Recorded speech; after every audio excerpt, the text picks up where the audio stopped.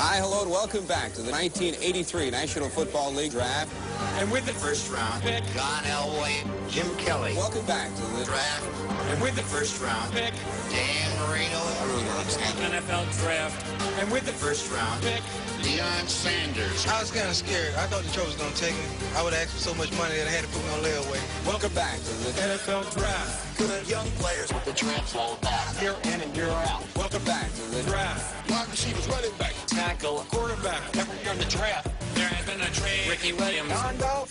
On a shady Sunday. Welcome back to the Draft. Defensive line. Wide receiver, running back. Tackle, quarterback. That's all I'll get into that. Prime time looks like you're wearing your signing bonus. No more sales. Welcome back to the NFL Draft. And with the first round pick, Eric Dickerson. Reggie Bush. Welcome back to the Draft. And with the Prime time. pick, Keyshawn Johnson. Are we ready? And with the first round pick, Randy Moss. I'm a pick now. I'm a Viking now. And with the first round pick, Well, the 2020 NFL Draft is in the books. Another one to add to the resume. Quite the draft class, 255 rounds. We went deep, all full 7 rounds. I got my guy, Kyle Posey, on Twitter, at KP_show, to help me break it all down, hand out some draft grades, and talk about some winners and losers. I'd be lying to you, bro, if I didn't say I finally was able to take a shower, took a walk outside, and the wife handed me an adult beverage today. I'm feeling good, finally. Were you able to open up some windows? Were you able to get some fresh air, wipe that crust out of your eyes? How you doing today? Man, it was tough. It was a long weekend. I'm not gonna lie. I passed out. I passed out at like 9 o'clock last night, and that never happens. And I think that just kind of tells you, as you said, just there's a lot of work that goes into it. And Saturday is fun, but it's just nonstop from like the minute you wake up until pretty much at night. It's that grind from the first round's great. The second and third round is awesome, but waking up immediately and having the day 3 draft at here it's 11 a.m. Central start time and grinding that day 3 out, man, it's a grind. Let's jump into the Vikes though, man, because I thought they did pretty solid. Rick Spielman once again manipulated the board. What did you think about, just from the outside perspective, outside looking in, what did you look at and give the Vikings as a draft grade? I thought the Vikings did a good job of adding players that can help right away. And that's the key in the draft, just getting guys that can not only help right away, contribute in special teams. And just looking at their draft, first of all, they had 1,300 picks, so that helps. But yeah, I mean, just maneuvering around, moving up, moving down to get their guy. And I really think that there's a chance that they can walk out of this draft with maybe 4 or 5 starters. And not a lot of people can say that. Yeah, it was one of those things where it's like, dude, okay, here's the thing. You have so many holes. And by the way, not only did you lose, it was a great run. 5-6 years, same defensive starters, Rhodes, Waynes, Mac Alexander, J-Ron Kerr, Sendejo. It was a great run. But, bro, this is what happens in the NFL. Luckily, there's so much parity in the NFL. With one good offseason, you can still go from worst to first pretty quickly. We saw that with the Niners a few years ago, man. They're picking second overall. They're in the Super Bowl a few years later. You can do that, but you got to have a good offseason. You got to kill it. The other big thing people are already forgetting, the Vikings had the worst cap situation in the entire league. Dead last, 32. So to maneuver around and not be able to spend a lot of money in free agency and then manipulate the board. But again, that's where you find, the glue in between the cracks of the depth of the roster. Guys like, hey, as well as I, Dre Greenlaw, 5th round, comes in, ends up being a superstar towards the end of the season and is a big reason why the Niners were so successful. We saw it with the Vikings, undrafted free agent Anthony Harris has been a stud, and then just guys in the cracks. Fedi Adenabo, he's a starting edge. Stephen Weatherly, he was a great role guy at defensive end. You can find those guys day 3, but ultimately, I got to tell you, I was worried about the offensive line the most going into the offseason. How could I not? After your Niners threw my offensive line in the dirt, bro, in the dirt. Okay, I said we have to go figure out this offensive line first and foremost. So this draft, ultimately, for me, whether you like Justin Jefferson, whether you like Jeff Gladney, this draft has to come down to Ezra Cleveland, and if he's going to pan out. If he pans out, in 2-3 years, if he's another Brian O'Neill situation, I say, okay, this draft's pretty solid. If he doesn't, you kind of look back and say, man, you neglected probably their biggest need. Yeah, it is tough. So do you think that they should have taken a tackle over Jefferson and Gladney? Here's what I think happened, dude. And I'm glad you asked me that, just to lay it out. I think who they were looking for, to be dead honest, was Austin Jackson. And Austin Jackson got sniped at 18. So I think they stuck to their guns. They said, we're not going to force anything. A lot of people assumed Josh Jones was the next in line. Bro, Josh Jones didn't go to like 72 to the Cardinals, 74, something like that. So clearly we were a little bit higher on Josh Jones. I was anyways from the Senior Bowl, looked pretty athletic than a lot of teams. So I think they made the best of a pretty boring, uneventful situation where nobody fell in their lap. They didn't want to force any picks. And the fact they took Jefferson, who was the fourth wideout in a lot of people's boards, and then again manipulated the board. They moved back, scooped up some extra picks, and then got Jeff Gladney. I thought they were probably going to move up with all those extra picks. I would have liked to see Rick Spielman be more aggressive from 58 and just go get your guy, go move up and target somebody. But they stayed put. They grabbed Ezra Cleveland, and athletically, oh my God, Ezra fits the bill on paper for Gary Kubiak's scheme. But a lot of question marks, man. Boise State, Mountain West Conference, not a lot of high-end competition. Again, if it pans out, Spielman looks like a genius. But again, there's a lot of pressure on Ezra Cleveland. Yeah, Cleveland, he's a great athlete. He can definitely move. That's not going to be his issue. I think his issue is just going to be strength. And how is he going to match up against, like, example, if he goes against 49ers and they have, like, their big defensive ends, like an Eric Armstead guy who's just a large human being. How is he going to fare against those really strong players? So that is going to be the big question mark. But as far as, like, yeah, for what Kubiak wants in a lineman, you would think Cleveland is exactly just the perfect fit. And if he can just kind of fill out and add a little more strength, he'll be fine, just because, pass protection, he's going to be athletic enough to get to where other guys can. Who's one of your other just kind of low-key, under the radar? I mean, they had, 15 picks. Who's one of your favorite other Vikings picks outside of those top three? Who do you think 2-3 years down the road, maybe under Zimmer or Gary Kubiak, you like maybe the scheme fit, or just you like the player going into the draft process itself? I can see Zimmer having a role for Troy Dye, just because, he's athletic and he can run a little bit. And weirdly enough, the guy from Michigan State, the edge rusher, Kenny what was his name? Yeah, and it's not going to be where he comes out and gets you like 10 sacks, but he's just like, you need depth.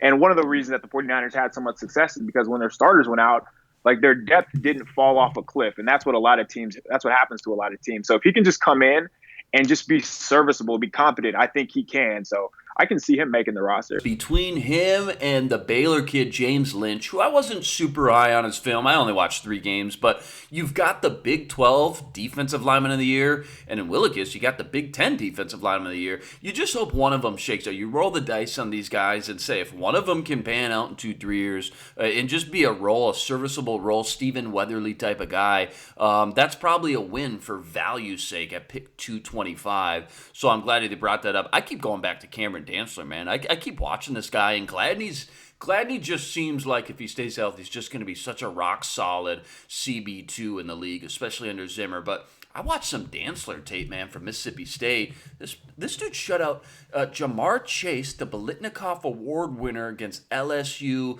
and who's likely to be the number 1 receiver off the board next year. He's like a toothpick, man. He's got this cross-country style body frame, but I'm telling you, he's long and lanky, and he seems to, if you can add some strength and get him under Zimmer, I think he can be that power forward Xavier Rhodes CB1, a guy that shadows team's number 1 receiver a few years down the road. Did you watch any of Dantzler at all? And I know he got plummeted after that 4.68 40, and I get it. Play devil's advocate. I get it, dude. I mean, there's not a lot of cornerbacks in the NFL that have panned out with slow 40 times. In fact, the only one that I saw was Josh Norman, who ran in the 4.6s. So we'll see if that speed becomes an issue. But what did you think of Dantzler coming into the pre-draft process? Did you watch him at all? And are you worried about the speed at all in the NFL? I had Dantzler as the second best cornerback in the draft. Whoa! So just hearing you talk about Chase, he did the same thing against Ruggs. He did the same thing against Judy. He did the same thing against, honestly, every receiver in the SEC. When you can shut down and run and stay in phase with every receiver in the SEC, I don't have any issues. So I have like stats on him. He gave up 4 completions over 10 yards this year. 3 of those were contested. 2 of them came when Mississippi State was up I think it was like a blowout, like 3 touchdowns or more. So I'm not concerned, man. There's nothing that you see on tape. Okay, obviously, everybody has issues, but isn't enough that you see on tape to make you be like, oh man, he can't play at all, because he's in your face. Like, if you're not going to run by him, because he has like just such good technique and he's sound. He just knows how to be in position, and he plays with confidence, and that's a big thing. Like using Achilleo Witherspoon as an example, 49ers cornerback who ran 4.45, jumped 40 inches in the vertical, had a sub 7-second 3-cone. When you don't play with confidence, it doesn't matter about your athleticism. You don't play fast, and he started to overthink things and he played slower. That's not an issue with Dantzler, and if you watch him, you can tell he doesn't play slow, and there's just so much about his game that I love. As far as just being in position, knowing when to find the ball. He's a very, very good player. And second was just me projecting. And that was before the combine. But I went back and watched just to make sure I wasn't missing anything. And I was like, yeah, man, I would be going against the grain to move him here, because I just didn't see anything in his game where I thought that he wouldn't succeed in the NFL. 2 years in a row, I think he had plays against Ruggs where these are underneath routes where he's just beating Ruggs to the spot and breaking up a pass. There's a play against LSU, I believe it was, I don't know if it was this year or last year, where he ran down Chase from, or he ran down somebody from the opposite side of the field. Or is it? Ooh. Yeah, he ran on somebody from the opposite side of the field. There's plays where he's in press coverage playing zone, which Zimmer does, where they like press bell is what they call it. And he comes off of his read, and he made I saw him make 2 interceptions where he skied for an interception. I can go on and on, man. I love him. I just, especially with where he's at right now, yeah, you would be hard pressed to find a better Xavier Rhodes replacement than Dantzler. Yeah, see, I'm about to run through a wall right now, okay, because you got me jacked up. I love the fact I watched the Jamar Chase. I love the fact you brought up Henry Ruggs.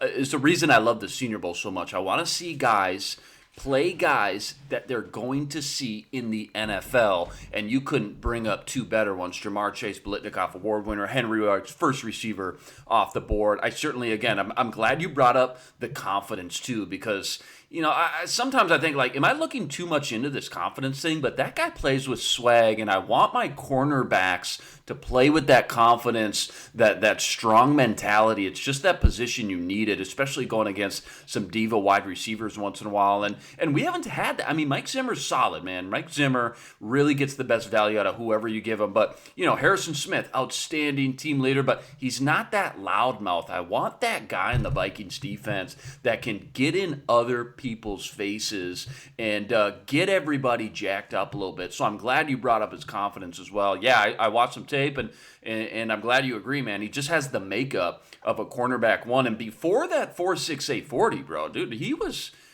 talked about as like top 40 lock, top 50 lock, no doubt about it. So I think they got a big steal there. I want to talk about your Niners, man, because again, the Vikings season ended with the 49ers in San Francisco. They went worst to first pretty quick in just a few years. Great draft last year. Bosa, Debo, talked about Dre Greenlaw, how impactful he was.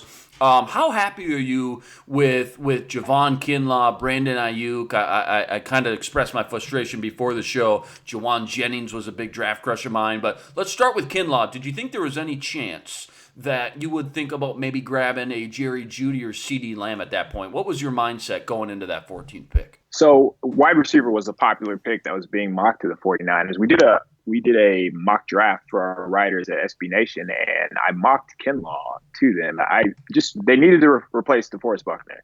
And John Lynch had been talking about how he builds through the defensive line. So it made a lot of sense just as far as this is what made the 49ers so dominant. If you watch their games, and the coaches said that like if you watch their game, that is what made them so dominant. It's not going to be a receiver. Kyle Shanahan can scheme me open if he needed to. So one of the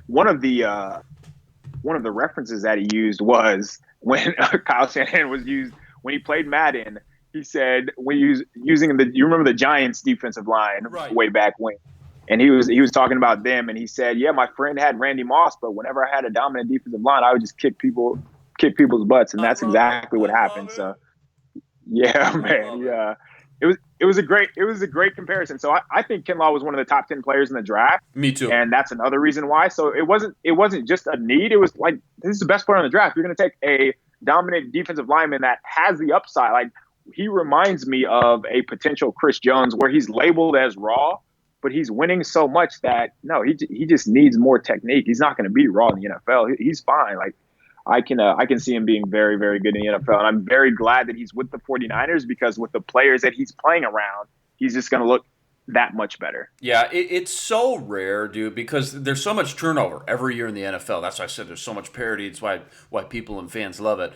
It's so insane to think about the fact that you got got rid of a guy like DeForest Buckner, and you still have 3-4 unbelievable. I mean, top 10, top 15 picks: Eric Armstead, Solomon Thomas, Nick Bosa's an absolute machine, and then D Ford. Oh, by the way, and to lose Buckner, you're thinking, okay, maybe they'll come back down to earth. The fact that you were able to just plug in Javon Kinlaw, no big deal. I fell in love with him at the Senior Bowl. I liked him before that, but after just hearing him on and off the field, man, he is just such a grown man, country strong. He's such a beast, and I wouldn't be surprised if he was 5 years down the road, especially with the players that are playing next to him, better than Derek Brown and a defensive rookie of the year candidate. Let's just put it that way. So that was outstanding.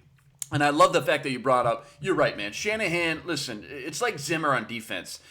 I'll take first, second, third rounders all day. I'll take top 10 pick, but if you give me day 2, day 3 guys, I'll still turn them into good value. They got Brandon Ayuk, but probably most importantly, they got Trent Williams. And it seemed like pretty good value. Talk about your kind of draft weekend trades. You traded running back Matt Breida, I know, and then you ended up getting Trent Williams. Overall, just what's your thought process? How do you feel now that the dust is settled getting Trent Williams? Yeah. How often can you say you lost a Hall of Fame tackle and you're going to replace him with an All-Pro tackle? Unbelievable. Like, there's a lot of luck involved here, let's be honest. But man, and again, this goes back to timing. So Trent Williams, they were tied to him because his first offensive coordinator when he was drafted was Kyle Shanahan. His head coach who drafted him was Mike Shanahan. So the relationship is there, and it makes it easier to get these deals done. Did you see that he said no to the Vikings? How does that make you feel? I'm not pumped about it, bro. I'm a little salty. That's why I'm sipping on a margarita right now, okay? I'm not pumped about it. And you got him for so cheap. Dude, that was the thing. What do you think about a fifth this year and then a third next year? I knew the Washington Redskins were in between a rock and a hard spot. They had no leverage. Trent, what are you going to do? Let him sit out again a second year? Okay, Dan Snyder, I know you're nuts, bro, but that's just insane, okay? And once Cleveland took a tackle at 10, once Miami took a tackle, it just felt like they had no leverage at all. So to hear him say he wasn't even interested in the Vikes, yeah, that stung a little bit. And to see him go to the Niners, man, again, the team that bounced out the Vikings and seemed to be the cream of the crop once again, filling two big holes, Buckner and Joe Staley for two Pro Bowlers, man, or two great prospects. It hurts, man. It seems like the Niners transitioned as smooth as you can, it seemed like. They did. They lost Sanders, and we haven't talked about Ayuk yet, but we're just as far as fits. And as I mentioned with Dantzler and the Vikings, Ayuk and the 49ers are just like a match made in heaven, because everything that he excels at is exactly what the 49ers do. So when you see these drafts, that's what it's all about. So yes, you want to acquire talent, but you also want to acquire guys that excel in what you do. So yeah, Ayuk, Trent Williams, obviously a zone scheme, but I mean, Trent, if your scheme doesn't fit Trent Williams, then you have a bad scheme. Figure it out, man. Yeah, right. It shouldn't be tough. And then you also have, as we mentioned, Kinlaw, who's just another giant human being that is very athletic and physical, who's going to fit exactly in with what the 49ers do. So, yeah, it's tough to be mad at what the 49ers did. And then we mentioned unloading Marquise Goodwin for $4 million, unloading Matt Breida for $3 million. So they were against the cap a little bit. So freeing up $7 million, and then Staley retiring frees up $10 million actually. So that's $17 million right there to work out. They're trying to work out an extension for Kittle as well as possibly extend Trent Williams. So that money right there can go to both of those.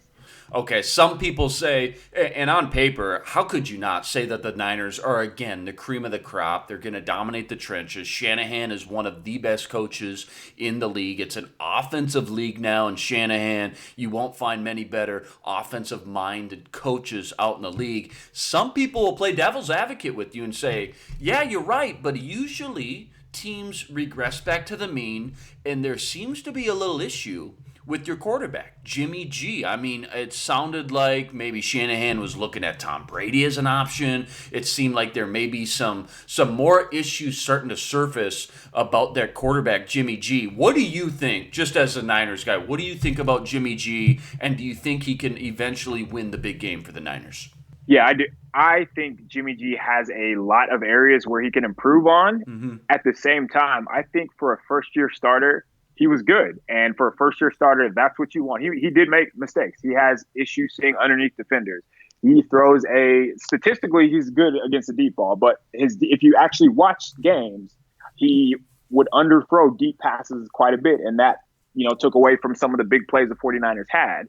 So I think he can win the big game, because it's kind of naive to think that he won't take another step, because usually people in the second year of Kyle Shanahan's offense, they do take another step. So, yeah, I mean, it's just more of a wait and see. I think he was good enough, and he has to be better is the best way I could phrase it. Forget about what everybody else's board says. Forget about best player available. Find the guys that are going to excel in your specific scheme. Looking around the rest of the league, I'm interested to know who another big winner was for you. It's hard not to talk about the Cowboys and Ravens, but the Ravens, again, they just feel like they got John Harbaugh, Baltimore Raven type of dudes. Two great linebackers, Patrick Queen, Malik Harrison. J.K. Dobbins is almost unfair next to Ingram and Lamar Jackson in some two tailback situations. Justin Matabuk, maybe one of the biggest steals of the draft. The front seven additions they made is just so Baltimore Ravens. And then it was a loaded wideout class. They got great value. Devin Duvernay, a speedster, and James Prochet from SMU, who is maybe just another winner for you, just scanning the rest of the NFL. Yeah, I thought the Cardinals had a good draft.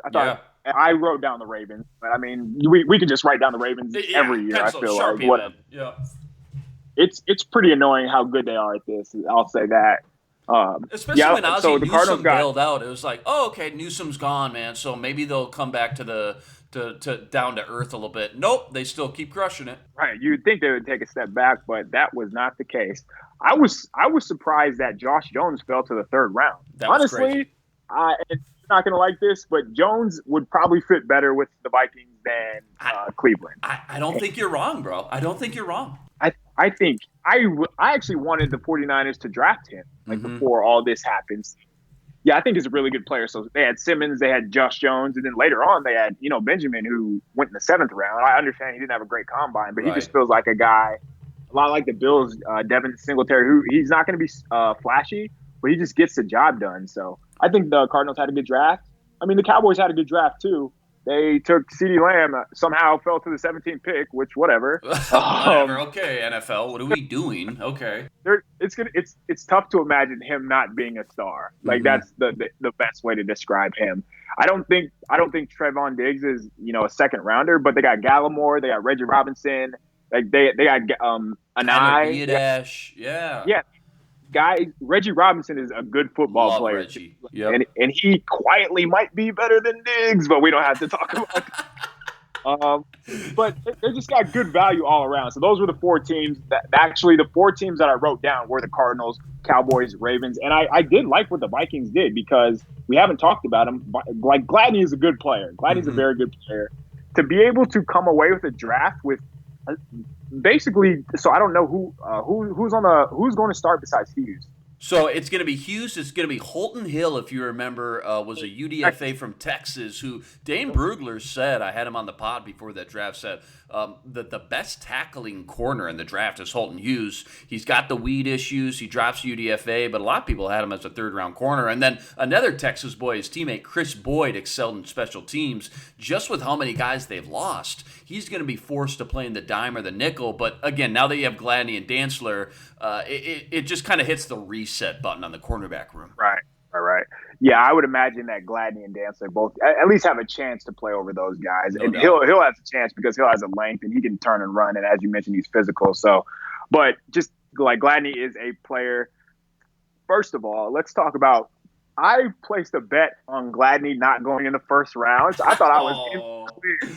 And then I see the ticker that the Vikings are trading back up, and I know Zim wants a DB. So I'm like, damn it, don't you even think about it right now. And sure enough, freaking trades for Gladney. Unreal. But no, that's great because Gladney is a good football player. Dantzler is a good football player. Yeah. The Vikings added a ton of good football players, and in the draft, that's what you want to do, man. You don't want to take a bunch of projections that may or may not pan out. Just take a guy that was good. That's all you have to do, and that's what those four teams, the Cardinals, Cowboys, Ravens, and Vikings did. Yeah, no doubt. Glad you brought that up. I kept playing devil's advocate with Justin Jefferson, too. I go, man, he's not going to have a Joe Burrow. He's not going to play next to a Jamar Chase. He lived out of the slot. He's not going to have those free releases. But, once they took him, I started composing myself, took a few deep breaths. And in this Gary Kubiak scheme, all they want to do, they want to run the football, Dalvin Cook. Thielen's going to chew up two guys. They just want somebody to come in that can win one-on-one matchups. And I didn't realize how feisty and aggressive he was when the ball was in the air, despite living out of the slot and having those free releases. So Gladney, Jefferson, they just let the board fall the way it was. And again, they're in a position this offseason, so many needs.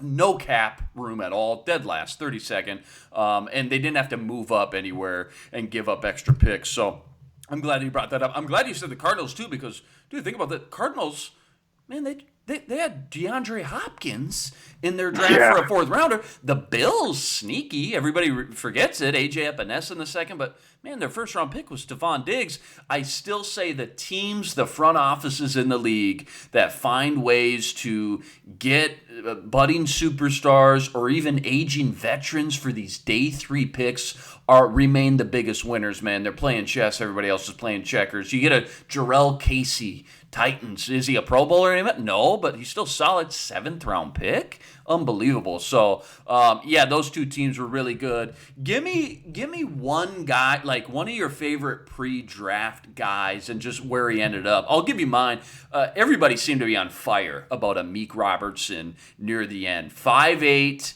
He's certainly not going to be a first-round guy. We knew that, but feisty, man. And you talk about that junk, kind of that junkyard dog mentality you talked about. Cameron Dantzler plays with that swag, that confidence.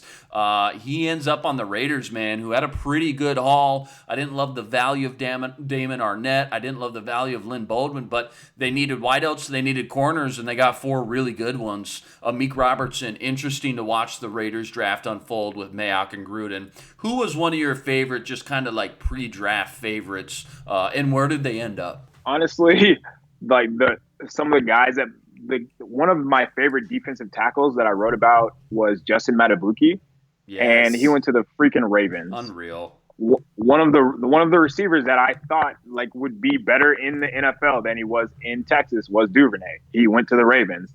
One of the running backs that I thought just had took a big step this past year, J.K. Dobbins. He went to the Ravens. So I just have a hard time seeing those players performing poorly.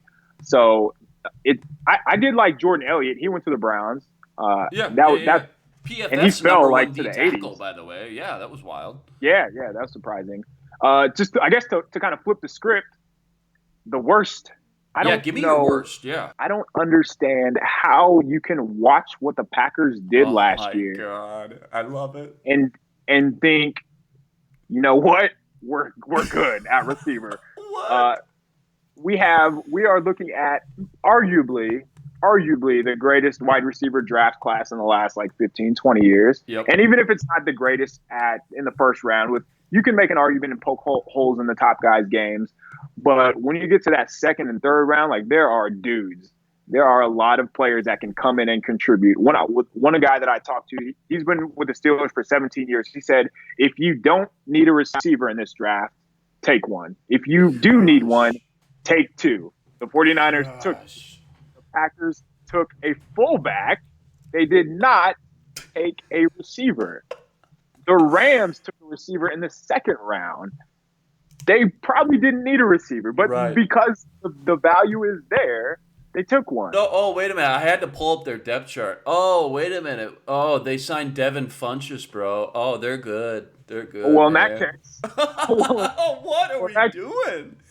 That was wild, dude. I mean, I couldn't tell you how pumped I was when I woke up the next morning and I just knew the drama was boiling in Green Bay. It sounds like Matt LaFleur in the front office didn't even tell Rodgers they were looking at a quarterback. And, dude, if you want to take Love, listen, I got no problem with that. If you think he can sit on the bench, fine, and turn into something special. I mean, hey, Aaron Rodgers, same situation. Everybody hated it. So I'm not going to bag on it too much. It's the most important position in sports, and I get that. Okay, but you could have salvaged the rest of the draft, man. You could have drafted 2 more receivers back-to-back. You could have done something, and I love what you said, man. They draft a fullback, right, and A.J. Dillon, and what, a tight end, Kamal Martin, John Runyon. I mean, it was just a garbage draft. Is there any part of you at all that plays devil's advocate and says, yeah, but we hated the Rodgers pick too. Maybe Jordan Love could end up being something special in like 3-4 years down the road?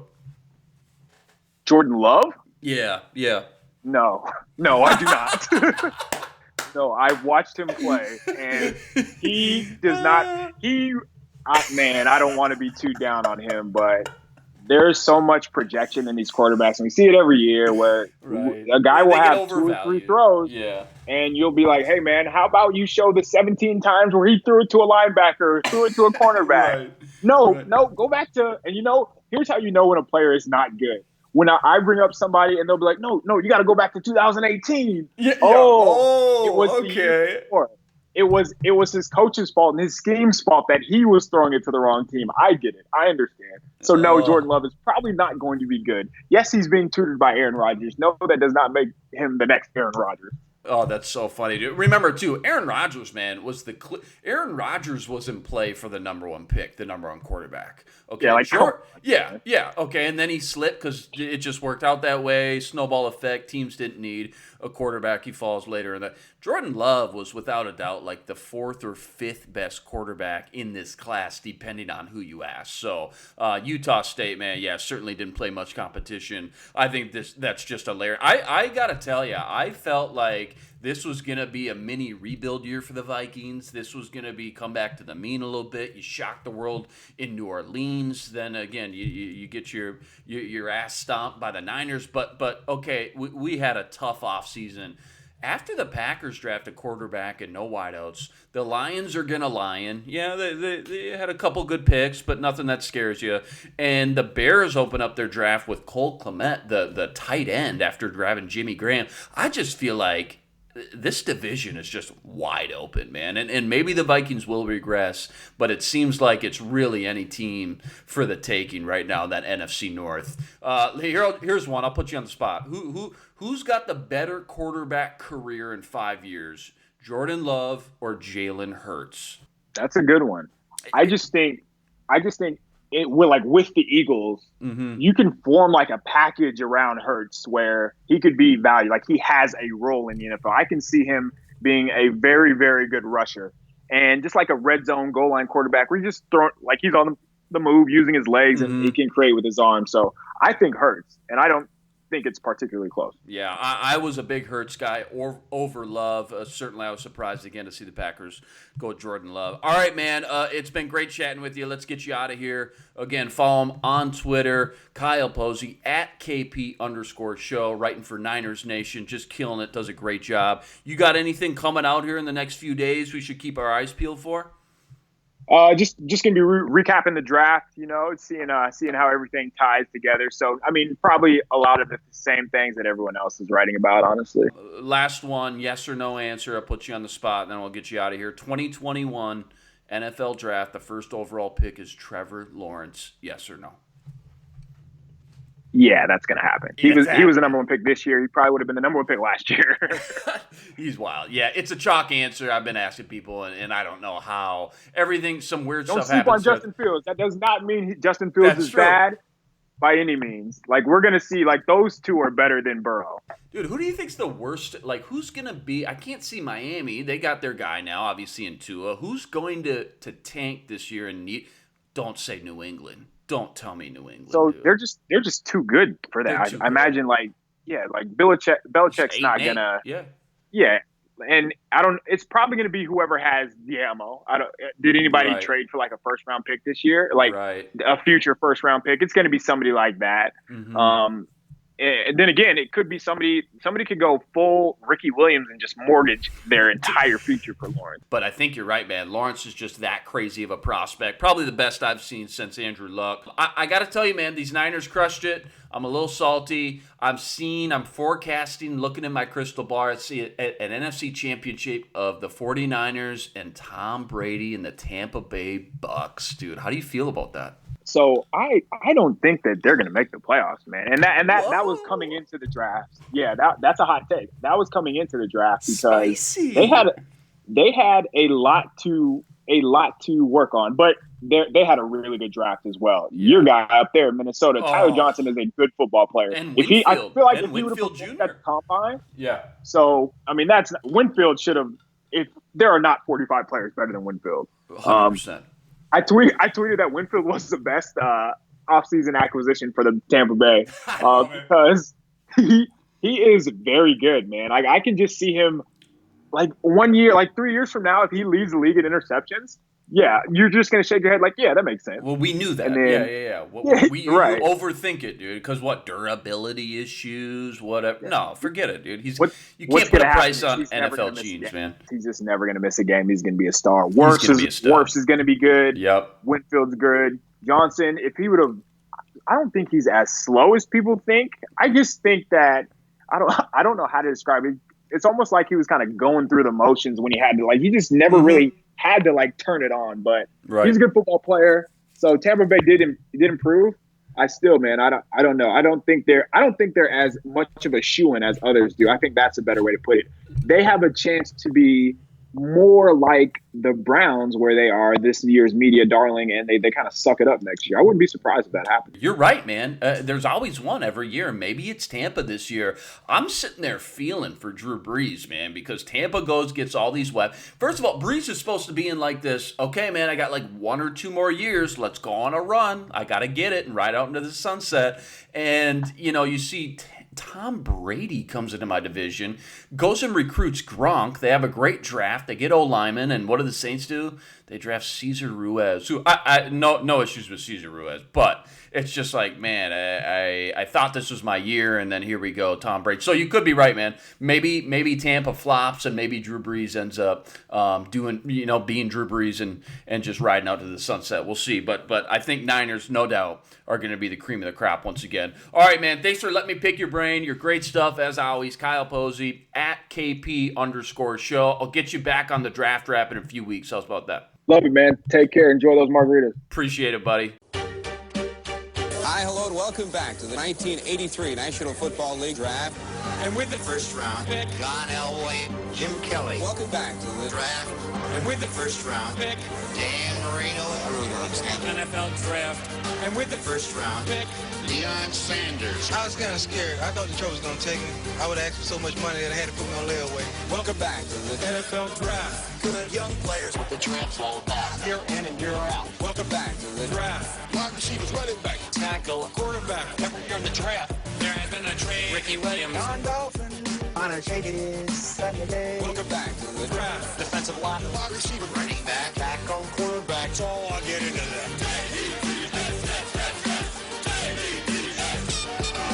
Prime time looks like you're wearing your signing bonus. The most sell. Welcome back to the NFL Draft. And with the first round pick, Eric Dickerson. Reggie Bush. Welcome back to the Draft. And with the Primetime pick, Keyshawn Johnson.